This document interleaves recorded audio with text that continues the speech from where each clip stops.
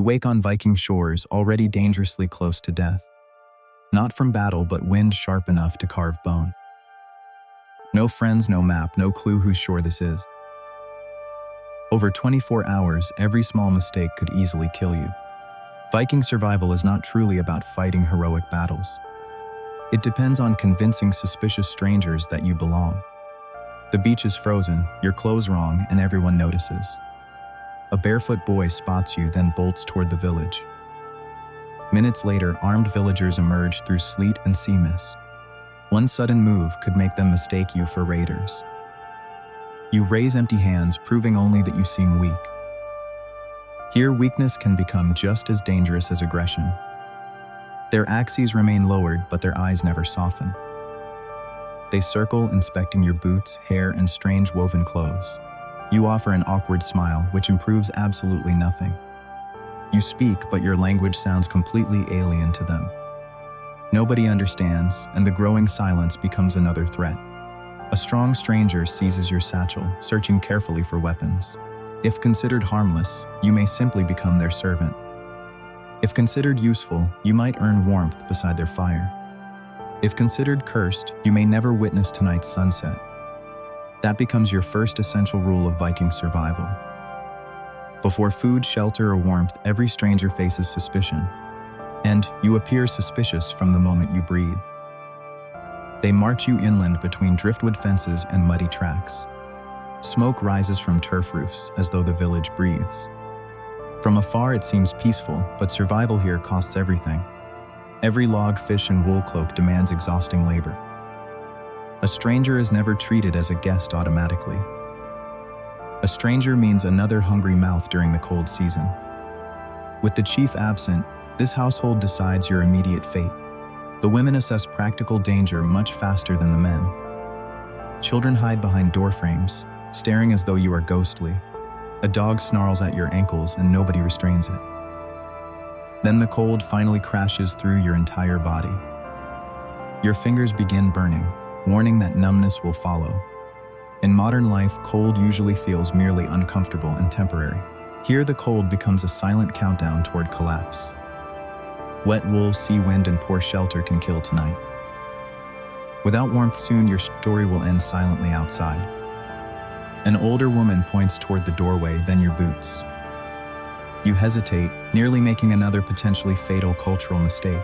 Inside Viking homes, thresholds and seating carry invisible social rules. Step wrongly, sit wrongly, or touch the forbidden object. Suddenly, ignorance appears not harmless, but deliberately insulting here. So you copy everyone exactly, one anxious second after another. You remove your boots carefully and keep your eyes lowered. For the first time, nobody reaches toward an axe. The longhouse feels warmer, but warmth does not mean safety. Smoke fills the rafters and immediately burns your eyes. People, tools, food, and animals share one cramped room. It smells of wool, broth, wet timber, animals, and bodies. To survive here, your modern standards must disappear first. Pride weighs more than hunger and proves far less useful. A wooden bowl appears in your hands without explanation. The stew is hot, salty, fatty, and better than freezing.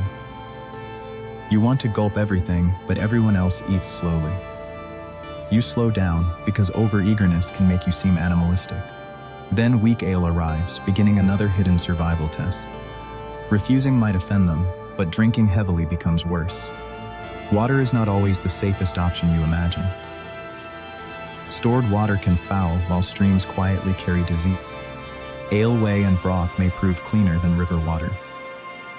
Survival means relearning what genuine safety actually looks like. You casually reach toward a knife beside the bowl. 3 faces rise instantly and the entire room freezes. Here, touching another person's weapon is never considered casual. You withdraw your hand, smiling again, which still helps nothing. The room exhales, but your margin for error narrows. In Viking Age society, correct etiquette functions like armor. By midday, the household finally puts you to work. Nobody keeps a healthy stranger fed and warm freely. First, you haul wood until your shoulders start screaming. Then you carry water across rutted ground slick with slush. Then you untangle fishing nets stiffened by cold salt. By the third task, your soft hands already split. This is another harsh truth romantic stories rarely mention.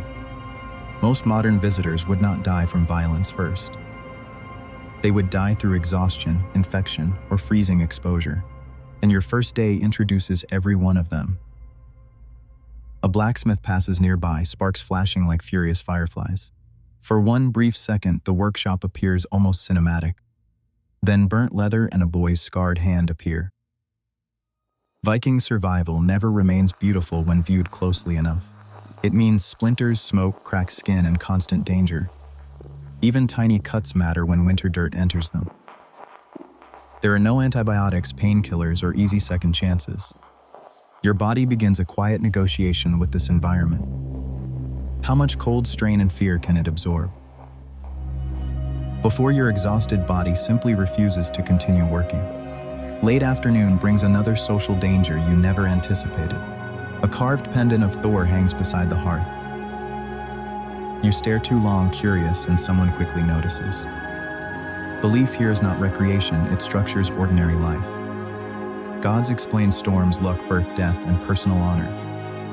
Mock their symbols, and you directly mock their people. You nod respectfully, although you understand almost nothing being said. For once, caution protects you before knowledge possibly can. Then another deeply uncomfortable truth quietly reveals itself nearby. Not everyone living within this Viking village is free. A weary laborer avoids you wearing iron around his ankle. A thrall enslaved and treated as property within this world. If your first day fails badly, that fate becomes yours. Evening falls, and everyone gathers tightly around the hearth. You expect rest, but nighttime brings another harsh judgment. Stories begin, cups pass, and every glance weighs you. Someone points toward you, demanding a story you cannot tell. You answer only with your name, and the room laughs. Not kindly, but not cruelly, somehow that counts as progress. And a sudden gust throws sparks into the roof beams. Dry thatch catches while smoke curls above fading laughter. You leap up first, shouting words nobody can understand. But panic is universal, and suddenly the house erupts. Buckets fly, boots, children cry, and dogs bark. You grab a hide, beat flames, and choke on smoke. For one terrifying minute, everyone's survival becomes completely shared. The fire dies, and everyone studies you with fresh respect. Not family yet, but someone now worth keeping alive. The axe was never first. Uselessness was your deadliest threat. Want day 2? Max faces winter that kills without warning. Wake to thunder, but there are no clouds, only iron-rimmed wheels racing inches from your face. Roll aside, taste dust and animal dung, and stare at a city that should have vanished 2,000 years ago. To Rome around 120 AD, capital of an empire, home to perhaps 1 million extremely crowded people. Phone, no money, no Latin, and unless you learn fast, you may not see tomorrow. Mission sounds simple. Find food, water, shelter, and survive one ordinary Roman day. Well, is ordinary Rome hides danger in its streets, buildings, kitchens, toilets, and even its laws. Question: why is traffic already trying to kill you before sunrise? To Julius Caesar restricted heavy wagons during daylight, so freight often thundered through Rome at night. What's darkness is not quiet. It is Rome's unofficial rush hour, with no brakes, headlights, or mercy. Survive minute 1. Then a window opens above you, and someone shouts a warning you cannot understand. Back, a foul waterfall splashes where you stood. Rome has sewers, but not every home connects to them. Many residents live several floors up, and carrying waste downstairs is apparently less attractive than gravity. You watch the windows, dodge carts, puddles, dogs, porters, and elbows in streets narrower than expected. City from movies exists, but beside patched walls, smoky workshops, graffiti, flies, and relentless noise. Rome smells of bread, incense, sweat, fish sauce, smoke, sewage, wet wool, and thousands of animals. Need water. Luckily, this is one problem Rome solves with astonishing engineering. 11 aqueducts eventually feed the city, carrying water over long distances using an incredibly gentle downward slope. Engines push it. Gravity does the work day after day, across valleys, tunnels, and stone arches. Water does not reach everyone equally. The wealthy may have private pipes. You get the public fountain. Drink eagerly. It may be safer than random wells, but the distribution pipes can include lead. Romans poisoned themselves with lead. The answer is complicated and much less dramatic than the myth. Deposits could coat pipes, while water chemistry, exposure, and social class changed the actual risk. Do you wisely stop after one cup? Hunger is now louder than the entire street. A bakery offers round loaves marked into wedges, perfect for breaking and far beyond your zero-coin budget. Point at your satchel, offer to work, and receive a suspicious stare plus one small piece of bread. Coarse, chewy, and probably contains bits of stone worn from the grinding mill. The teeth sometimes show heavy wear, not just from age, but from gritty food processed with stone tools. Nearby, a vendor pours garum, the famous fermented fish sauce Romans add to nearly everything. It's revolting to modern ears, yet high-quality garum may have been rich, salty, and deeply savory. Bread tastes better, your confidence rises. That is exactly when Rome introduces its next trap, the apartment. Most ordinary Romans cannot afford a grand courtyard house. They rent rooms in multi-story buildings called insulae.